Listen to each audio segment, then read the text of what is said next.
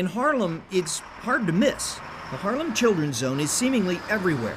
A gleaming new headquarters and school on 125th and Madison, a fitness and nutrition office at St. Nicholas at 118th, a pre-K center on 117th near 5th, a family development program on Lenox and 144th, and the list goes on.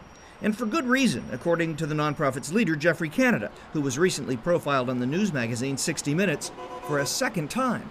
You grow up in America and you're told from day one, this is the land of opportunity, that everybody has an equal chance to make it in this country. And then you look at places like Harlem and you say that is absolutely a lie. So you're trying to level the playing field between kids here in Harlem and what, middle-class kids in a suburb? That's exactly what we think we have to do.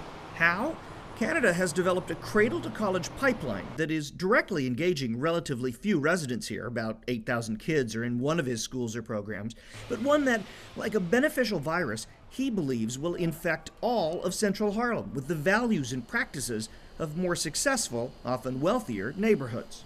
In these kinds of places like Central Harlem, we believe you have to rebuild community.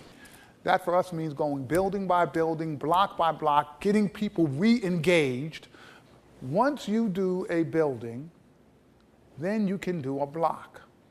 And once you do a block, once there is a tangible evidence that something works, that people say, no, this has been like this for 25 years, and people you can't say, no, come look over on 119th Street and see what happens. And they go to 119th, they say, y'all did this over here? Well, suddenly people believe again. It's a fascinating theory. Find that tipping point that turns an impoverished neighborhood, and more importantly its people, around, and you found something like the holy grail of anti-poverty efforts. The only problem is, in the case of the Harlem Children Zone, it's still just that, a fascinating theory. There hasn't been, this is a key thing, there hasn't been a real rigorous sort of evaluation of Jeff's programs. Noel Anderson teaches and researches poverty and education at Brooklyn College. He says there is no evidence yet to show that Canada's theory actually works. What Jeff has done, in a sense of his education outcomes, has been tremendous. But the other stuff, which is much softer and I think much more impactful, we haven't really seen what that really looks like or what it costs. But talk to the people who've lived and led in Harlem through the decades of promises made and promises largely unkept, and you'll hear a more complicated story. When they first moved there, they came into the building and they were asking, could they go through and put out flyers? I said, look, anything to help people, help these kids in here is fine with me. And they did, and we got a lot of kids into the program, the after-school program. And it's really been very successful because we didn't have one that followed you so much. Gloria Wright is a tenant leader in the Taft Houses on 117th Street.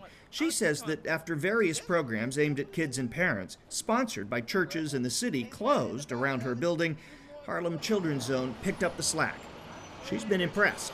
What I'm seeing is once the child get interested, and that parent can see where you going? Oh, I gotta go to Harlem Children Zone, we having a game. Oh, I'm going to Harlem Children Zone because they're helping me with my homework. Oh, I'm going to Harlem Children, they're gonna help me fill out this application. The parent is gonna say, let me go check out this Harlem Children Zone. And that's a lot of my parents in here have gotten involved in it. But just a few blocks away, another tenant leader, Sarah Martin, has concerns. I support the underdog. I'm concerned about those that are left behind. Those are the ones who really need something to happen to them, some resources. For her, Canada's tipping point theory has yet to become a reality. I think they're great for what they do, but I just think it's putting parental responsibility in a place where it shouldn't be.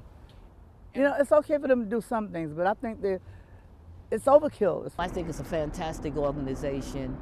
Uptown at the Polo Grounds houses, 10 blocks outside the boundaries of the Harlem Children's Zone, Eunice Sawyer and Rosalind Jones have seen it all. They've been tenant leaders, mothers, grandmothers, and next-door neighbors for more than 40 years. They think Canada's theory works, even outside the zone. Have things changed? Have they gotten better because of Harlem Children's Zone? Yes, they have. The children do community service.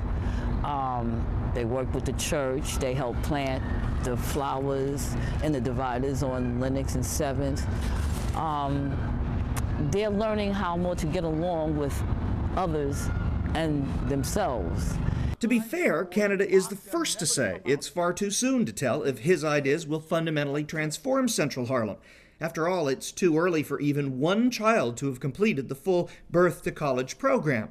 And in fact, looking at the kinds of stats that tell the tale of a neighborhood, data about health, crime, and jobs, it's hard to conclude that the Harlem Children Zone has had any larger impact. For instance, take a look at infant mortality rates in central Harlem over the last decade. They've been up and down, but basically tracked the decline citywide. Good news to be sure, but who gets the credit if it's happened everywhere? Felony crime rates have also plunged in the 2 precincts that cover the Harlem Children's Zone, but by roughly the same percentages as crime has dropped in neighboring East Harlem and Hamilton Heights. And family income levels are only broken down at the neighborhood level once every 10 years in the census.